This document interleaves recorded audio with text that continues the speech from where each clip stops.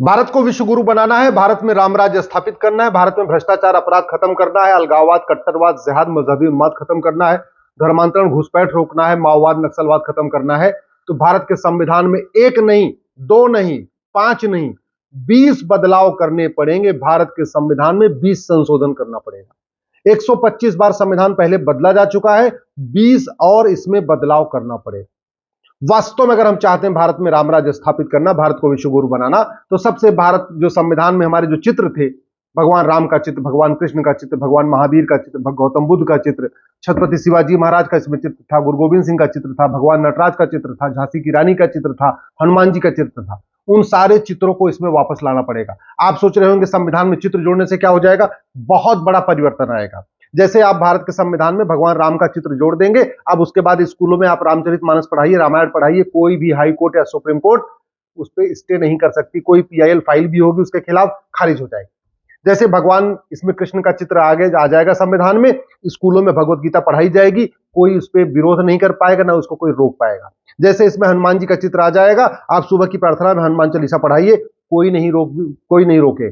जैसे इसमें गौतम बुद्ध का चित्र आ जाएगा, भगवान महावीर का चित्र आ जाएगा, आप उनके बारे में पढ़ाइए स्कूलों में, कोई रोक नहीं लगेगी। जैसे इसमें भगवान नटराज का चित्र आ गया, छत्रपति शिवाजी महाराज का चित्र आया, गुरु गोविंद सिंह चित्र आया, अब गुरुवाणी को भी आप पढ़ाइए स्कूलों में, कोई रोक नहीं पाएगा। इसलिए मैं कहता हूं सबसे पहले भारत के संविधान में उन चित्रों को लाना चाहिए जो चित्र नेहरू जी ने निकलवा दिए। दूसरा इसमें काम करना पड़ेगा, जो संविधान में लिखा है इंडिया दैट इज भारत, ये बिल्कुल गलत है। पूरी दुनिया में सभी देशों का एक ही नाम होता है, लेकिन भारत में दो दो नाम चल रहे हैं। आर्टिकल 1 को बदलना पड़ेगा। आर्टिकल 1 में लिखा है India that is Bharat, India शब्द को हटाना पड़ेगा, सीधे लिखना पड़ेगा Bharat shall be union of state. अब उस बदलाव को करने के लिए, आर्टिकल 1 को बदलने के लिए या संविधान में चित्रों को जोड़ने के लिए आपको 2/3 बहुमत चाहिए। 2/3 बहुमत लोकसभा में, 2/3 राज्यसभा में। अगर दोनों में अलग अलग बहुमत ना हो तो आप ज्वाइंट सेशन बुलाइए, ज्वाइंट सेशन में 2/3 प्रूव करिए। अब 2/3 प्रूव करने का मतलब टोटल चाहिए 521 सांसद। राज्यसभा में एनडीए के पास कितने? 117।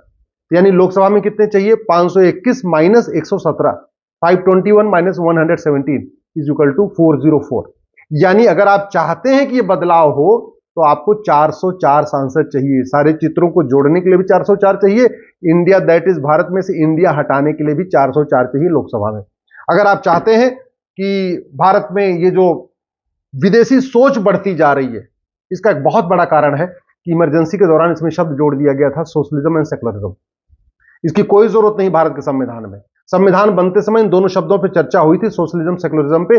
बाबा साहब अंबेडकर ने भी रिजेक्ट किया था, संविधान सभा के ज्यादातर सदस्यों ने इसको रिजेक्ट कर दिया था, लेकिन इमरजेंसी के दौरान कांग्रेस ने इसको जोड़ दिया। उसको निकालना पड़ेगा, प्रियम्बल को अमेंड करना है तो 2/3 बहुमत चाहिए, यानी लोकसभा में कम से कम 404 सांसद चाहिए। आप चाहते हैं भारत में अपराध खत्म हो, भ्रष्टाचार खत्म हो, उसका एक ही तरीका है। सबसे पहले one nation one police code हो, पूरे देश की पुलिस के लिए एक कानून हो। अभी पुलिस का बिहेवियर अलग अलग है क्योंकि पुलिस राज्यों के अधीन में है। बंगाल की पुलिस अलग तरीके से काम करती है, यूपी की पुलिस अलग तरीके से काम करती है, दिल्ली पुलिस अलग तरीके से काम करती है। बंगाल की पुलिस तो कई बार ऐसा होता है बलात्कारियों के खिलाफ मुकदमा भी दर्ज नहीं करती, संदेश खाली में आप देख चुके हैं।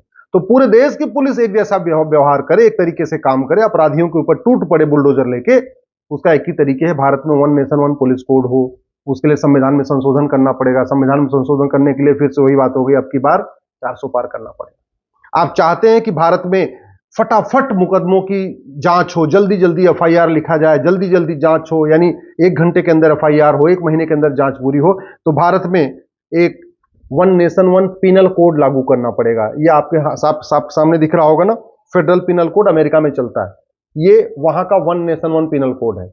हमारे देश में क्या हो रहा है कि भ्रष्टाचार अपराध से निपटने के लिए 50 कानून चल रहे हैं। घूसखोरी का अलग, जमाखोरी का अलग, मिलावटखोरी का अलग, कालाबाजारी अलग, नशा तस्करी का अलग, मानव तस्करी का अलग, अलगाववाद अलग, कट्टरवाद अलग, जिहाद अलग, मजहबी उन्माद अलग, धर्मांतरण अलग, घुसपैठ अलग, बलात्कार अलग, दुनिया भर के कानून। एफआईआर लिखना मुश्किल हो जाता है, जांच पूरा करना मुश्किल हो, पूरा कानूनों का मकड़ जाल है ना। तरीका क्या है? One nation one penal code. जैसे ये अपना फेडरल पिनल कोड है ना, इसी में सारे अपराध, हर अपराध के लिए एक chapter, chapter 1, chapter 2, chapter 3, chapter 4, chapter 5, chapter 6। मान लीजिए 200 तरीके के अपराध हैं, तो 200 चैप्टर इसमें बना दीजिए और सारे चैप्टर के लिए उसी में लिखते चले जाइए कि अपराध कैसे होगा, इसको आइडेंटिफाई कैसे होगी, इसकी जांच कैसे होगी, दंड कितना होगा। तो एक ही किताब में वो जो 50 कानूनों का मकड़ जाल चला वो खत्म होके एक ही किताब में आ जाएगा। तो one nation one penal code बनाने के लिए भी संविधान में संशोधन करना पड़ेगा। आर्टिकल 14 में जहां लिखा है ना, state shall not deny equality before law और इक्वल प्रोटेक्शन ऑफ लॉ, उसको बदलना पड़ेगा, and state shall secure equal protection of law. जैसे ही इतना आर्टिकल 14 में बदल देंगे, and shall secure equal protection of law, one nation one penal code का रास्ता खुल जाएगा, one nation one police code का भी रास्ता खुल जाएगा। आपको अगर संविधान में ये जो आर्टिकल 19 है, ये बोलने की आजादी देता है, लेकिन बोलने की आजादी के नाम पे लोग झूठ बोल रहे हैं। सफेद पोस्ट तो सफेद झूठ बोलते हैं। आप देखते हैं केजरीवाल सफेद झूठ बोलते रहते हैं, राहुल गांधी सफेद झूठ बोलते रहते हैं, बहुत सारे नेता अभिनेता सफेद झूठ बोलते रहते हैं। जानते क्यों? क्योंकि झूठ बोलना पाप तो है, झूठ बोलना अपराध नहीं है। जो फ्रीडम ऑफ एक्सप्रेशन है ना, उसमें कोई लिमिट नहीं है। तो आर्टिकल 19 में लिखना पड़ेगा, freedom of expression subject to public order, health and morality.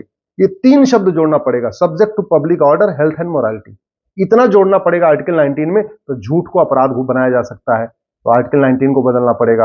अब अगर आप चाहते हैं कि जो ये पीएफआई जैसे संगठन जो बने हुए हैं, बहुत सारे अलगाववादी संगठन, आतंकवादी संगठन बने हैं, इनको आतंकवादी संगठन बनाने की कहां से पावर मिलती है? वो भी आर्टिकल 19 से मिलती है, राइट टू फॉर्म एसोसिएशन। लेकिन राइट टू फॉर्म एसोसिएशन में कोई लिमिट नहीं है, तो क्या करना पड़ेगा? Right to form association subject to public order, health and morality and national security, इतना आपको ऐड करना पड़ेगा। इतना ऐड करने के लिए आपको आर्टिकल 19 में बदलाव करना पड़ेगा। इसी तरीके से जो रोजगार के नाम पे, व्यापार के नाम पे व्याभिचार के अड्डे खुल रहे हैं, हुक्का बार खुल रहा है, बियर बार खुल रहा है, डांस बार खुल रहा है, नहीं पता नहीं क्या क्या व्याभिचार के अड्डे खुलते चले जा रहे हैं, उसको कहां से पावर मिलती है? आर्टिकल 19 से। तो आर्टिकल 19 में जो फ्रीडम ऑफ बिजनेस है, उसको subject to public order, health and morality करना पड़ेगा, उसमें एक लिमिट लगाना पड़ेगा, यानी आर्टिकल 19 को बदलना पड़ेगा। आर्टिकल 19 फंडामेंटल राइट है, इसलिए फिर वही बात हो गई, उसमें भी लोकसभा में 404 चाहिए, राज्यसभा में 117, दोनों मिला के 521, तब जाके आर्टिकल 19 बदल पाएगा। भारत में सफेद पोश नेता नौकरशाह झूठ बोलते रहते हैं, पकड़े जाते हैं, पुलिस उनको पीट नहीं पाती, क्योंकि बड़े बड़े लोग हैं, सांसद, विधायक, मंत्री, मुख्यमंत्री, उनसे सच उगलवा नहीं पाती। गरीब आदमी हो, आम आदमी हो, तो पुलिस उसको 4 डंडे मारेगी, वो सच उगल देगा। अब केजरीवाल जैसे आदमी को, सोरेन जैसे मुख्यमंत्री को पुलिस कहां से पीटेगी? अब न केजरीवाल सच बोलेंगे, न सोरेन सच बोलेंगे, पुलिस न केजरीवाल को पीटेगी, न सोरेन को पीटेगी, तो पूरी सच्चाई सामने आएगी कैसे? तो उसकी जरूरत क्या है? नार्को पॉलीग्राफ ब्रेन मैपिंग कानून बनाया जाए, हर जिले में narco polygraph brain mapping test बनाया जाए, भारत में एक one nation one evidence code बनाया जाए। उसके लिए क्या करना पड़ेगा? आर्टिकल 20 को बदलना पड़ेगा। आर्टिकल 20 फंडामेंटल राइट है, तो उसको बदलने के लिए 400 पार चाहिए, 404 सांसद चाहिए लोकसभा में। इसी तरीके से भारत में आर्टिकल 21 में राइट टू एजुकेशन है। अब राइट टू एजुकेशन को राइट टू इक्वल एजुकेशन बनाना है, क्योंकि गुलामी वाले स्कूल चल रहे हैं। मुगलों के समय जो मदरसे शुरू हुए, अंग्रेजों के समय जो मिशनरी स्कूल शुरू हुए, वो भी चल रहे हैं। मदरसे कुछ अलग पढ़ा रहे हैं, मिशनरी स्कूल कुछ अलग पढ़ा रहे हैं, सीबीएसई बोर्ड वाले कुछ अलग पढ़ा रहे हैं, आईसीएसई बोर्ड वाले कुछ अलग पढ़ा रहे हैं, यूपी बोर्ड वाले अलग पढ़ा रहे हैं, दिल्ली बोर्ड वाले अलग पढ़ा रहे हैं। 40 तरीके का सिलेबस चल रहा है। तो भारत में 10वीं तक सबकी समान शिक्षा हो, सबका वन नेशन वन सिलेबस हो, वन नेशन वन करिकुलम हो, एक उसके लिए क्या करना पड़ेगा? आर्टिकल 21A को, जहां राइट टू एजुकेशन लिखा है, उसको राइट टू इक्वल एजुकेशन करना पड़ेगा, यानी आर्टिकल 21A को बदलना पड़ेगा।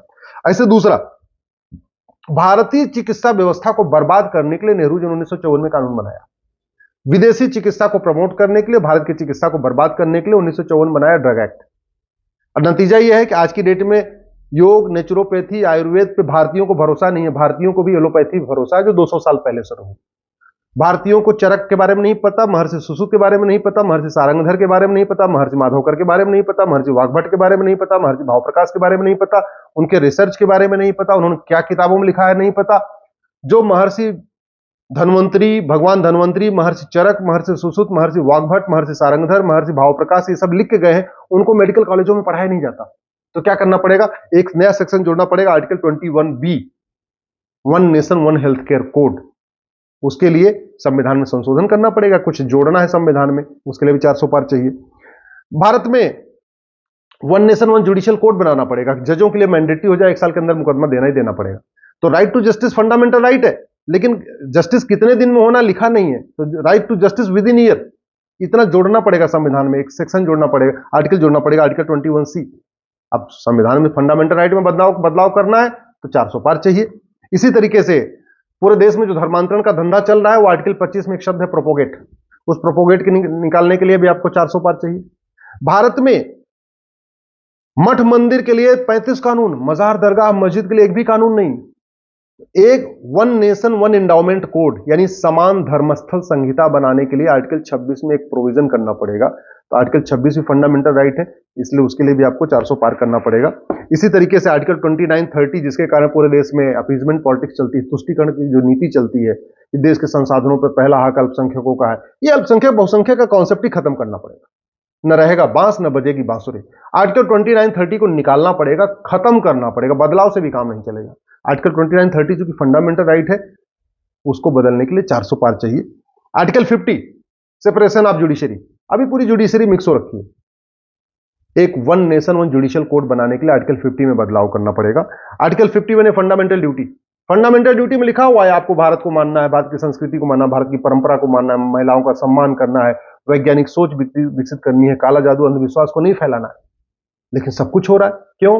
क्योंकि फंडामेंटल ड्यूटी में कोई दंड का प्रावधान नहीं है। फंडामेंटल ड्यूटी इन्फोर्सिएबल नहीं है। फंडामेंटल ड्यूटी जो माने तो भी ठीक, ना माने तो भी ठीक।